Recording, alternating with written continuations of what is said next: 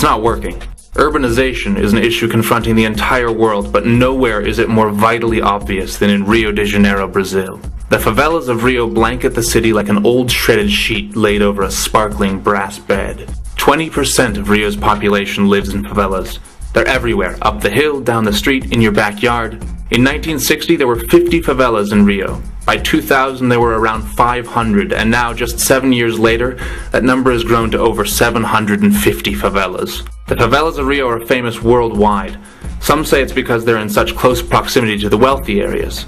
Some say it's because they occupy the beautiful hillsides and boast views of some of the world's most stunning coastline. Still others say it's because the favelas are the heart and soul of this electrifying city. I think it may be because the favelas and their relationship to Rio symbolize something much greater. They're a microcosm of the world as a whole. The favelas of Rio are the great petri dish of global social experimentation, and one doesn't need to look through a microscope to see that this species is evolving, and evolving fast.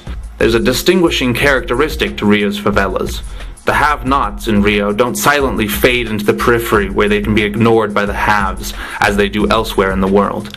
Here, the have-nots have effectively seized control of the entire city. When a community survives under horrific living conditions, can't find a way of providing for its people, and sees no answer in sight, where does it turn? Well, wherever it has to.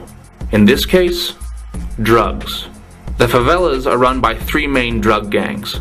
The gangs protect and provide for the people in the favelas while at the same time keeping them captive and exploiting them. The heads of these gangs are among the most influential people in Rio. They control the money, the power, and most importantly, they control fear. They control the money through a $3 to $10 million a month drug trade. They control the power by working with a network of corrupt policemen and politicians. It's said that even the most well-intentioned politician can't influence change in Rio without meeting paralyzing corruption on some level. And one simply need talk to the many residents of Rio who live in incapacity